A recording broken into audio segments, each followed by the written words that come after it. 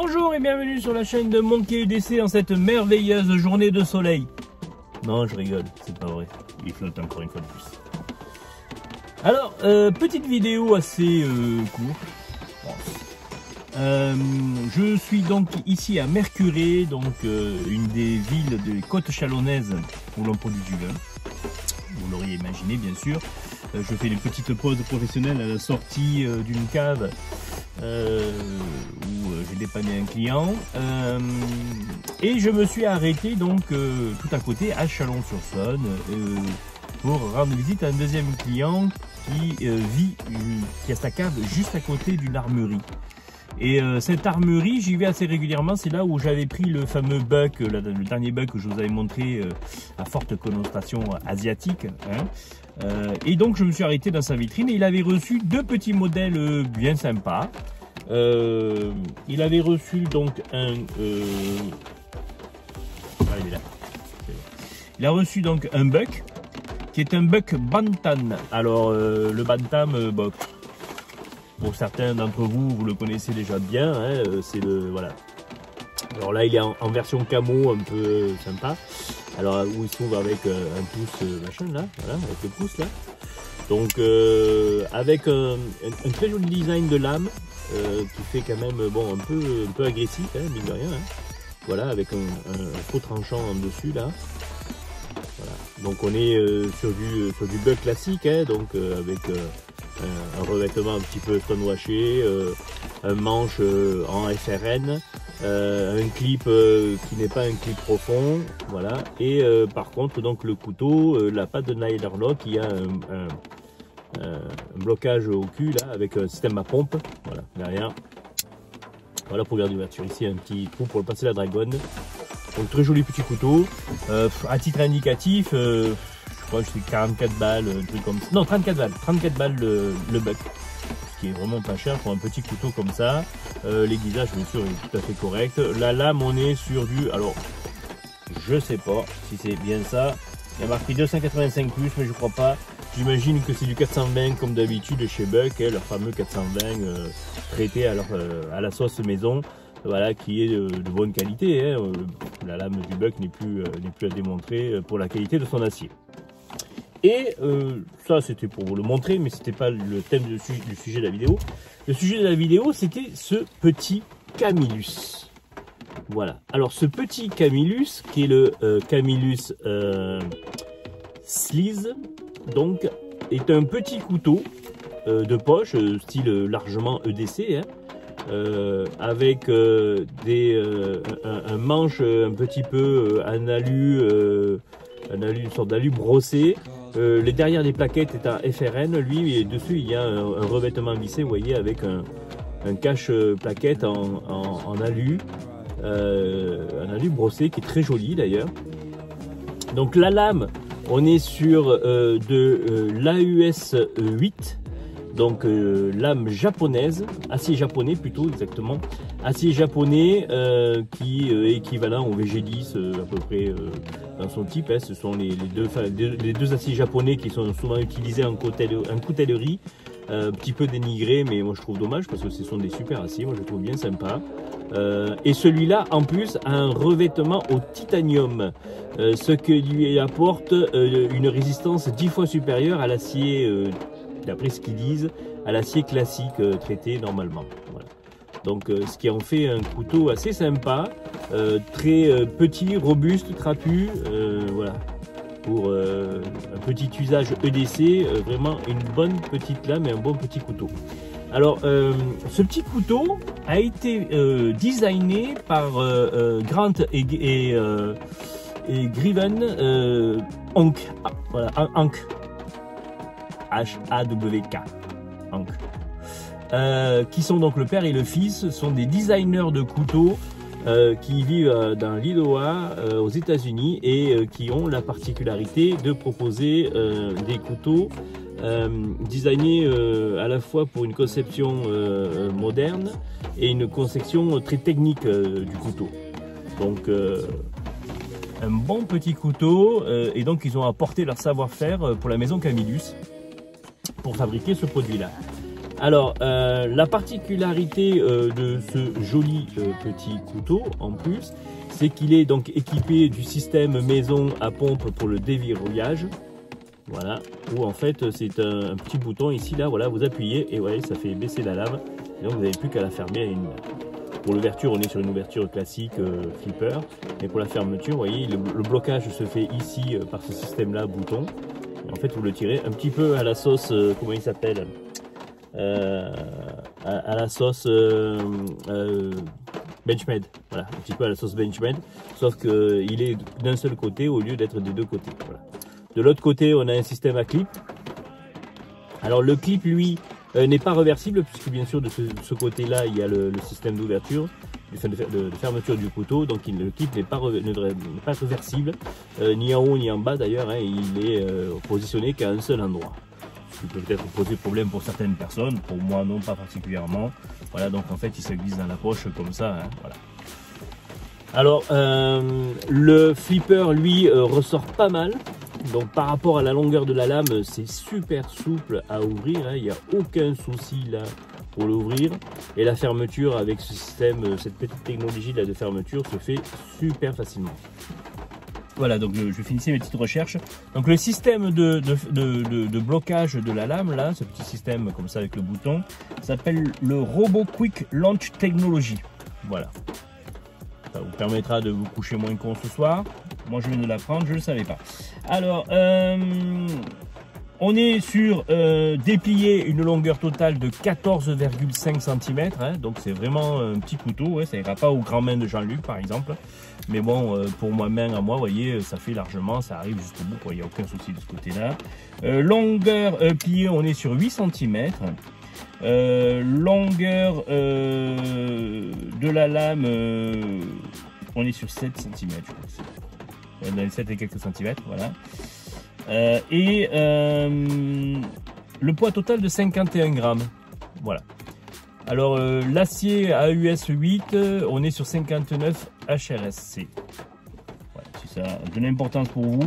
Alors le traitement thermique et le traitement de l'acier lui confère en fait une facilité d'aiguisement et une durée du tranchant un petit peu plus supérieure au traitement classique. Bon.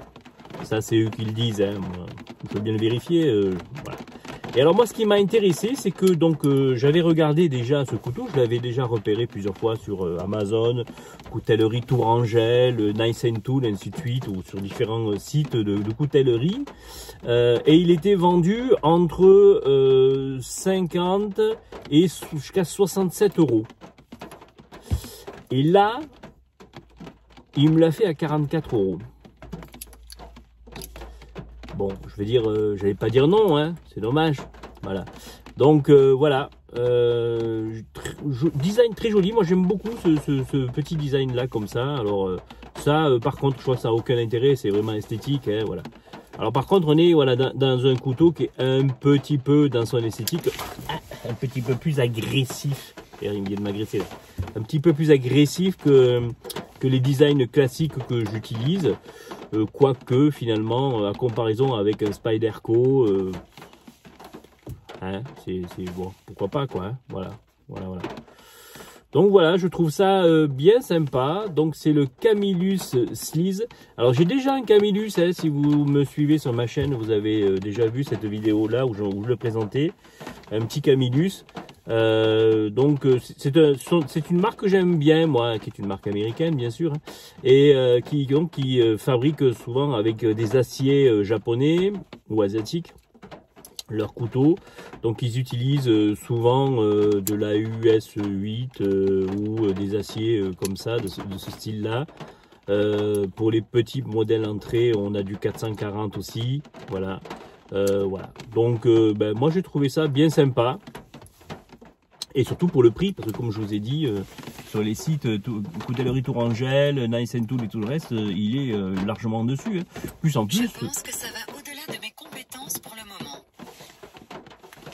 Voilà, Siri qui vient de m'agresser, une fois de plus. Donc c'est pour ça que j'ai trouvé l'offre alléchante.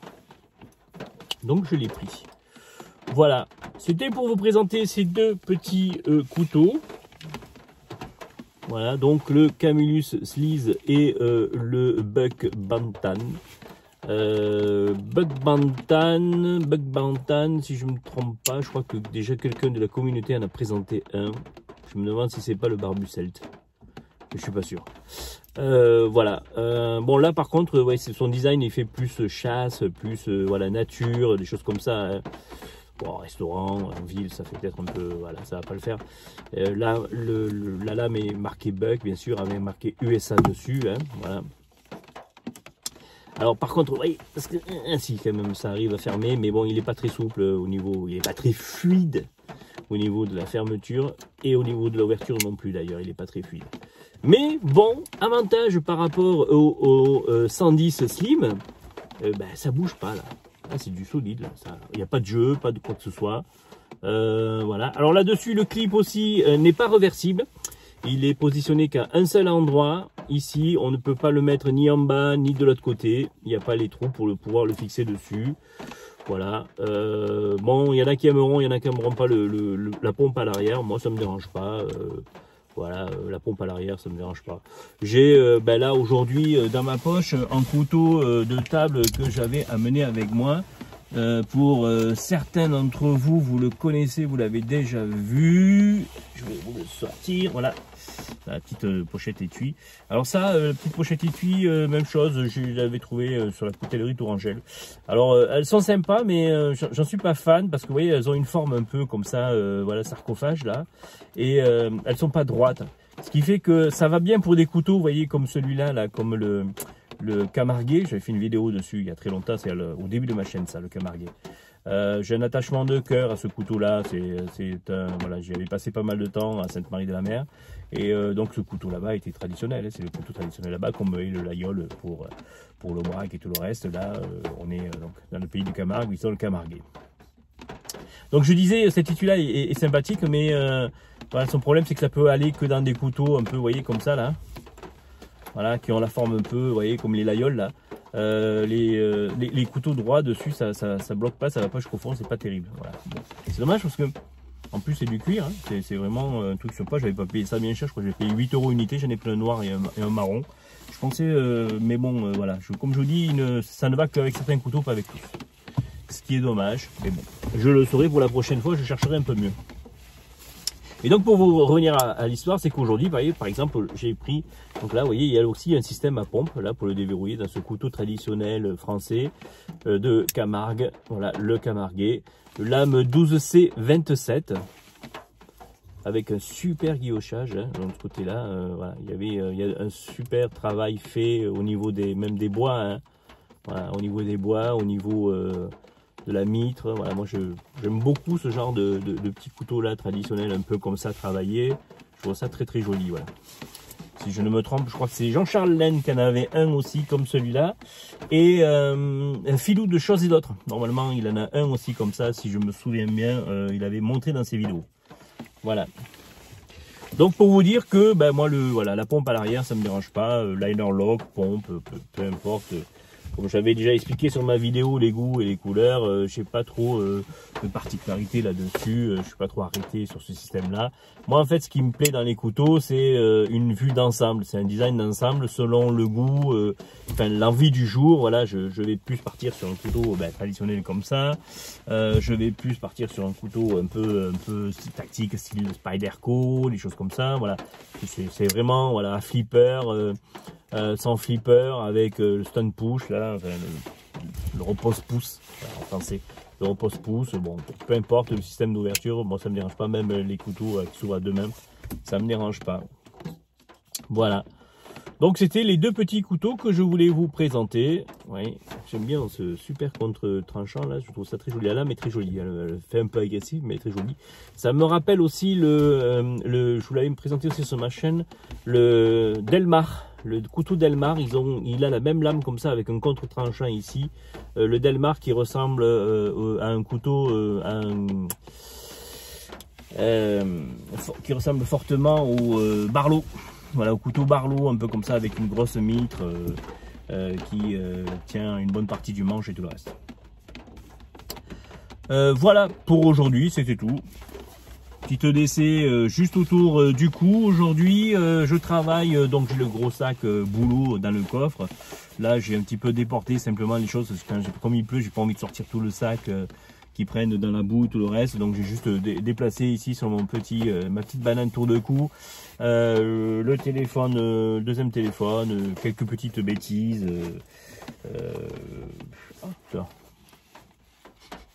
Hein, ça c'est pour Jean-Charles Laine, voilà. Il m'avait parlé de cigares, ben oui, tu vois, voilà. Moi j'ai un vieil étui, celui-là il a presque 30 ans. Il a presque 30 ans. Voilà, il a d'ailleurs ses 30 ans je crois. Voilà, je l'avais acheté tout neuf et donc on peut y glisser dedans 2 cigares. Donc vous voyez, dedans il y en a un. Ça m'arrive de temps en temps de fumer un cigare. Je ne fume pas la cigarette, j'aime pas la cigarette. Mais un bon cigare à la fin d'un repas ou pendant un apéro entre les amis, ouais, ça j'aime bien. Voilà, puis bon, ben, on va retrouver les classiques, ouais, les mouchoirs, le kit oreillette, le kit Bluetooth. Enfin, voir la vidéo de hier concernant le minimum que je transporte dans mon EDC et auquel je ne peux me passer. Je vous remercie à tous. Si vous avez des questions, des commentaires, n'hésitez pas. On le trouve sur les sites internet, comme je vous dis, celui-là, celui-là aussi, le Bantam aussi, on va le trouver sur Amazon et sur la coutellerie Touranger et tout le reste. Mais ils sont un petit peu plus chers au niveau des tarifs. Je trouve que cette coutellerie pratique des tarifs bien sympathiques. Donc c'est la coutellerie, il n'y en a qu'une seule coutellerie à Chalon-sur-Saône et pratique des tarifs qui sont très corrects pour un magasin. Voilà, et je trouve que ça c'est vraiment sympa. Je leur avais pris le couteau aussi que je vous ai montré hier, le couteau avec la tête de serre, le Victorinox avec la tête de serre, la outdoor là. Je leur avais pris chez eux aussi. Voilà. Prenez soin de vous, je vous souhaite une bonne journée et je vous dis à très bientôt.